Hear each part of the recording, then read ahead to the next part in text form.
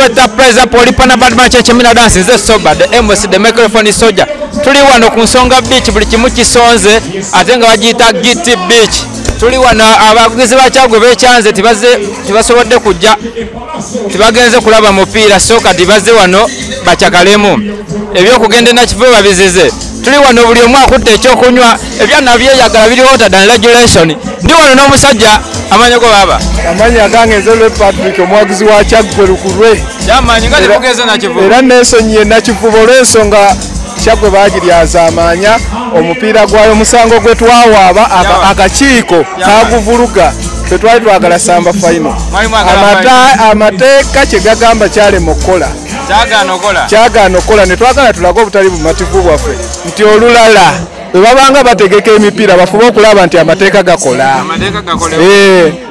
batulyaza amanyiza amateeka ne gatakola katunywemu bbiya waffe ebisigadde tunaabiwulira olipana badmacheche minalasi tuli wano tuli ku biiki amazzi mugalaba buli kimu kiri hotter than regulation ebyonna biri wano maama binyirira biringa nyonza ndi wano nekyana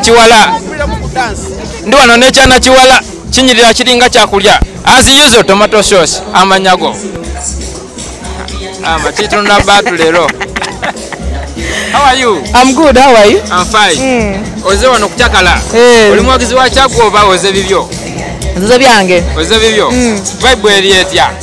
Ngenda njiwulira. Giti biti ojiwulira otya? Giti biti. Simbi. Buli kimu kiri hotter than soka onyenyemu kaondabe. Nyenye? Akayimba sike okenjagala onyenyeza. Olina akayimbako ya bas. Olipana body man. Always we are going to the somewhere. Ekyana kizina. Kigondanga ki. Lujegere? Aya mama. Diwano ndi ku Giti Beach. Mwana muwala. Kyekiriwo. Sikiraba ogamba. Mwagizi wa Kyagwe? Yesebo. Oze wano busungu obulese wano? Si busungu. Manyi mangi. Oli musanyu? Nnyo. Oli hotter than regulation? Wezinira. Nakuki. Mu butuufu owomerwa. Abafa ba papa. Obufunze. Uganda etandise okuwoomera. Yampoomera dde n'awoomemeka. Soka okube mu kadansi kawo tulabe. Tumirako ku bajjajjaabo n'abato. Abo baafa saabategeera. Aya basi. Olipa cameraman follow me as we are going. Madam, omulungi mbalungi. Wanyirira n'obimala. Ndi bulungi. Nkulaba. Olyotya. Mwagizi wa Kyagwe oli waki? Wa Kyagwe. Kyo kikulese wano mpira kwa Omalako ne kuyesese nagenda sisenza katafiireyo ku mazzi. Olina obusungu obukulese wano okumalako nnaku. Wewe wanyala. Sibitegera baba. Ndi bulungi. Katambula ne baby wange. Owange embeera nawe. Babuzeeko. Muli ba Kyagwe muze kulaba bulabi. Ndi ba Kyagwe. Muli ba Kyagwe. Muze kunyumirwa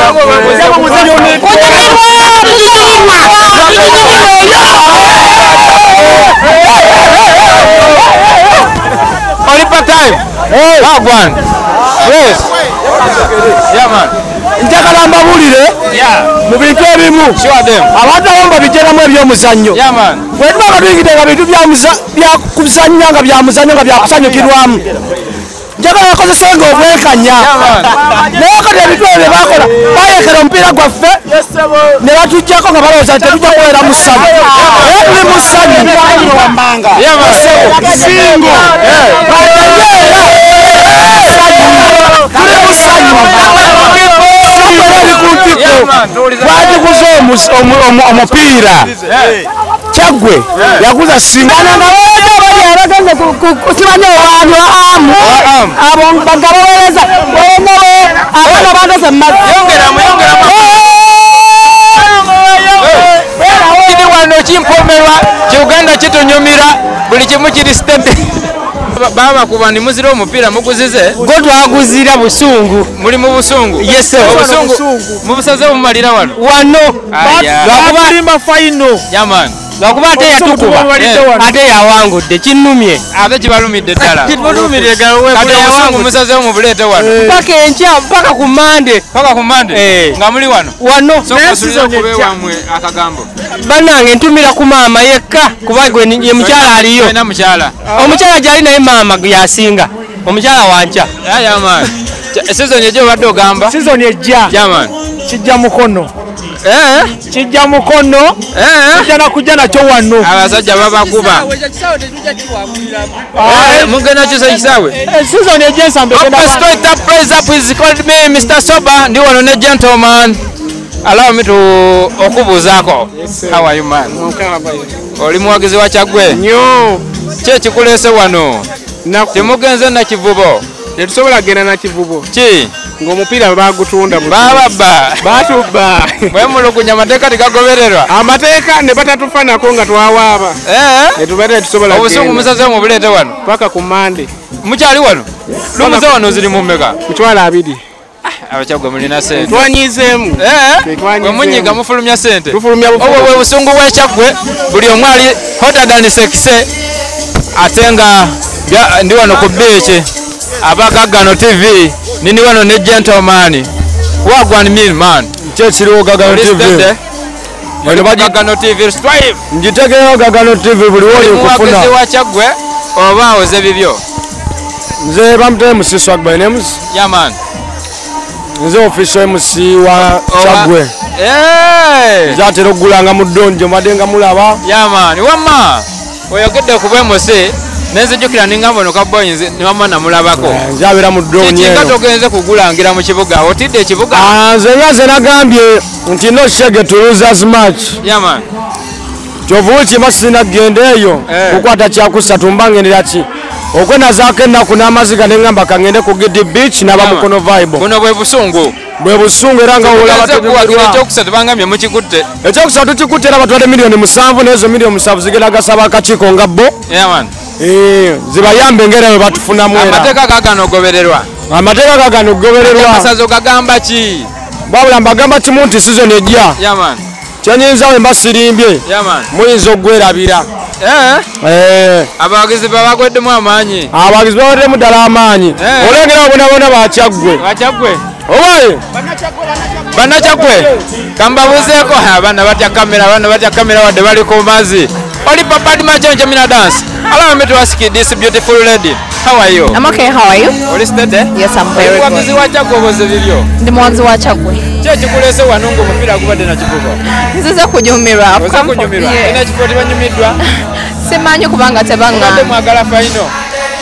Twagigobye twagizize. Mwazize omupiira? Mwagubalekedde? Nnyo. Ogamba ki amasaza okugaana okuberera amateeka gaago? Sina kyenkyogerako kuba nange bandeese buleesi wano eno. Bakuleese wano? Ani akuleese? Nze gentleman oba Samu wano? Nedda, nazze ne team. Wazze ne team? Beautiful faces. Mmotoka? Tuze mu mmotoka.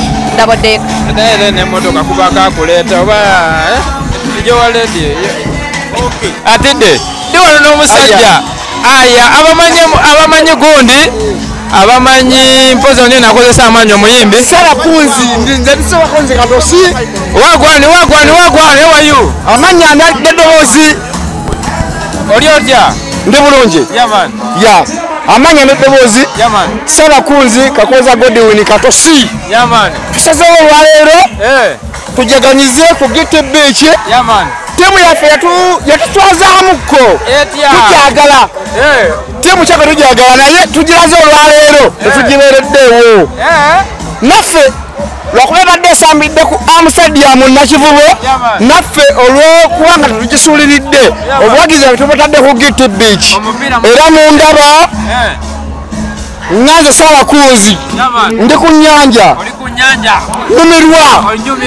nyumirwa Bannabukede TV mbagala nnyo Kanyankole munnamuliro waffe njagala nnyo ekyenkya ku Bukede TV Gagano TV otyo kati mbasuubiza nti Kyagwe ekola ebirungi fe tuli ku yo amanya n'eddoboozi kakoza Godwin Sara Kunzi katosi straight up price up is a body Majenje Mina Dance.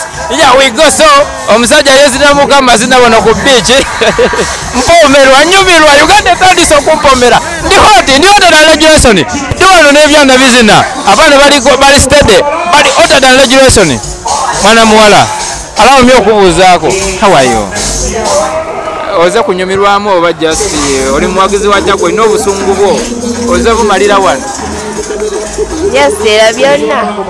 Byonna. Byonna.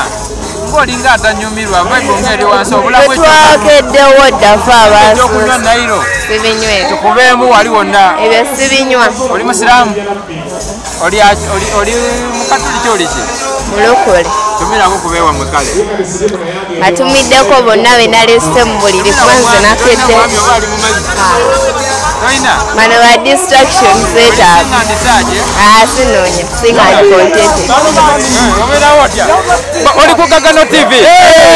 Jaja. Tekiriwo. Oli kitya naye? Muli bawagizi ba Kyaggwe muli.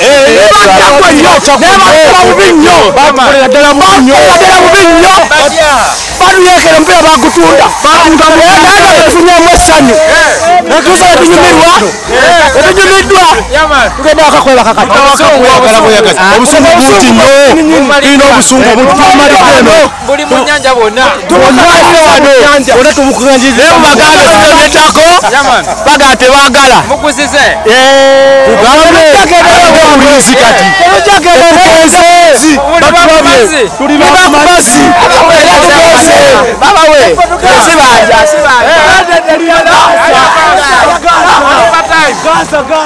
sibanja baba we nkute kyakusatu neranyumiddwa kyekimu baba we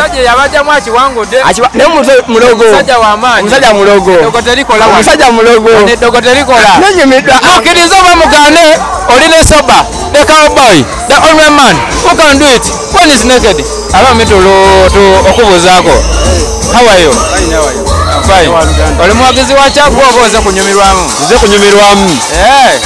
ogiwulira otya Bible eri nnungi simbi nga tolina kyana ngenda kufuna obudde bukyali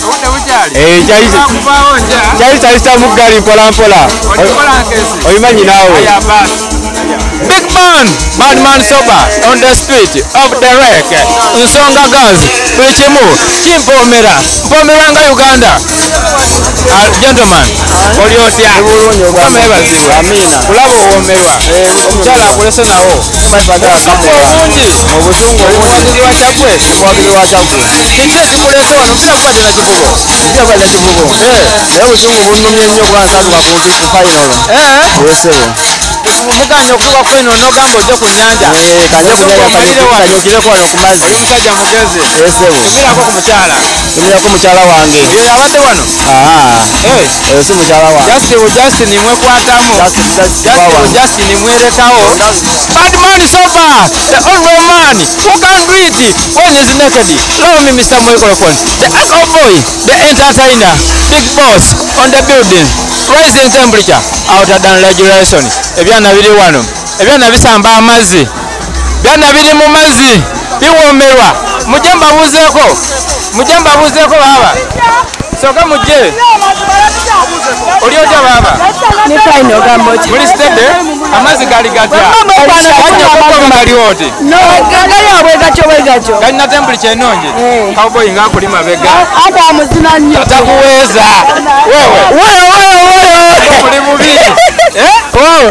Ab'Ekyaggwe twasazeewo tujje twenazeeko ennaku ngera mubimanyi. Mulimu ginaabako. Obusungu. Tuli kwesammulira ffenna bwe tofaayo. Mulimu kusammulamu. Buli omu osammulawo amazzi. Oli live. Tuli ludda. Gagano TV. Tuli ku final Kyaggwe eri ku nnyanja wano. Twasazeewo tubyonoone. Era omupiira wakati w'abafumbo n'abawuulu.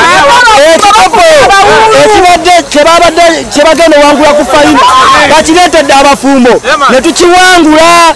Kaakati abagenze ewa Hamu Kasaawe ku kasaawe kali akagundi ak'omu Kisenyi bakafaananako ne wano n'amazzi gano gagasinga. Tuli live tutumireko abawaffe bonna abatazze beeyo. Maani oli abeerayo eri. Apaana mbeerawo nga nyumirwa mpolampola.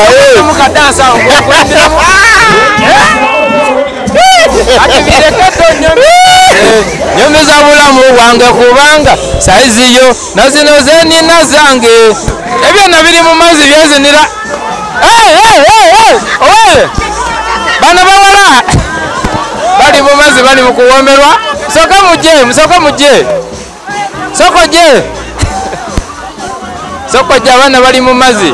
Bazina buli kaseera. Soko je baba. Yangu wani soba. Let me allow you to say that Abagagano TV. Nze soba de Sankara de Mikankala. Wano ku beach. I salute you. Badman.